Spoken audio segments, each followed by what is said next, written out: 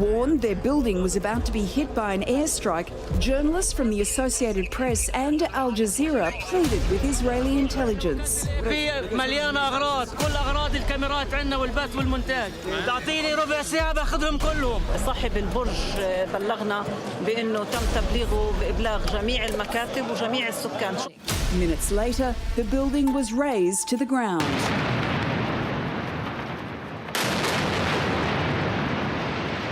Israeli military insisted the target was legitimate. It's not a media tower and it's not a media center. It is a tower that was used by Hamas. The head of the Associated Press doesn't buy it. That building provided the best vantage point for the world to see the events in Gaza. And now that building is destroyed. They vacated the premises before the target was destroyed. And that's why you don't hear of casualties from these collapsing terror towers, because we take special care to avoid these civilian casualties. Those words from the Israeli PM coming as 5-month-old Omar lies in a Gaza hospital, the sole survivor of a bombing that killed his mother, brothers and cousins as they gathered to celebrate Eid. He was hurt in his leg and his eye. He won't breastfeed because he has an injury in his throat. Hamas fired retaliatory rockets at Israel, killing one man. But with the lopsided death toll exceeding 145 in Gaza, baby Omar's distraught father issued this plea to the world. I call on the international community, those who support human rights and children's rights and democracy, those who penalise anyone who harms a child, to look to our children here who are being bombed with strikes that drop entire floors onto people who we have to recover their body parts. This weekend, protesters filled the streets of cities the world over, calling on Israel to end the hostilities. Free, free Palestine! Free, free Palestine! A collective shout of anger amplifying the innocent cries of despair. I'm always sick. I don't know. I can't do anything. All of this. What do you expect me to do? Fix it? I'm only 10. I just want to be a doctor or anything to help my people, but I can't. I do anything for my people, but I don't know what to do. I'm just 10. I'm just 10. Sophie McNeil is a former Middle East correspondent currently with Human Rights Watch, and she joins us now. We've just heard there a heartbreaking plea from 10-year-old Nadine. It does make you think how many more Nadines are out there. Oh, look, Peter, there are so many more Nadines because there are currently 2 million Palestinian civilians trapped in Gaza with nowhere to go. And out of the nearly 170 people killed in the last few days in Gaza, nearly 50 of those are believed to be children. Now, we've also seen a 6-year-old Israeli boy die in a Hamas rocket attack, which is also a war crime. But the death toll is always much higher on the Palestinian side because of this Israeli history, a pattern of an excessive use of force.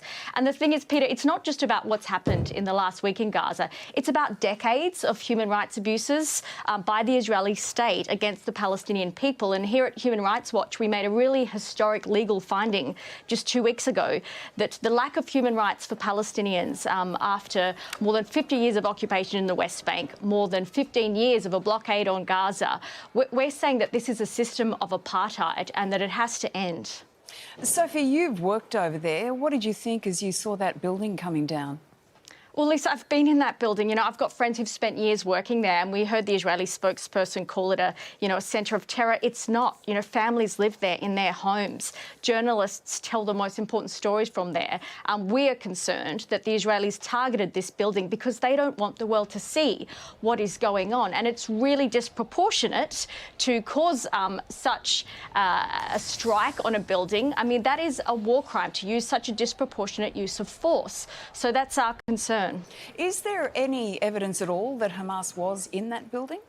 The Israelis haven't provided any evidence, and the head of AP there, which is, you know, America's largest news organisation, have said that there is absolutely no evidence, and they've said why would they place their journalists in the line of fire by allowing that to happen? And these journalists, they know how Israel works as well. Why would they operate in a building if they knew that was going on when their lives would be directly at risk? So that there is no evidence of that, and we are really concerned that it was a deliberate targeting by Israel because they don't want the world to see. And it's just so infuriating that Israel can do this live on TV, broadcast the centre of international journalism in Gaza, and pretty much know they can get away with it because they have in the past. And we're saying that has to end. That kind of impunity has to stop. Sophie, tensions only seem to be escalating, not slowing down. What should the rest of the world be doing here? Well, what the world needs to do is say enough is enough. I mean, we saw the Israeli Prime Minister Benjamin Netanyahu say that they won't stop until Gaza is silent. But, you know, this is not acceptable. We need Israel's friends, countries like Australia and America, to say that you can't continue to act like this. It's 2021. The Palestinian people can't be treated like second-class citizens. You can't allow a system of apartheid, a system of occupation, a system of blockading a people inside the world's largest prison in Gaza for this period of time and just accept it as the status quo. I think we saw people, thousands across Australia and the world, out on the streets saying no more. They're not going to accept this. The world is no longer going to turn a blind eye. Things need to change, and they need to change soon before we see another, you know, last war 550 Palestinian children died in that conflict. We don't want to see that again. Enough is enough. Israel's friends have to speak out and tell it that it can't continue like this. Sophie, thanks so much for your insights. We appreciate your time. Thanks for having me on, guys. From expert opinions to in-depth analysis and reporting, the Project YouTube brings you the biggest stories from Australia and around the globe. Hit the subscribe button now for news delivered straight to your feed.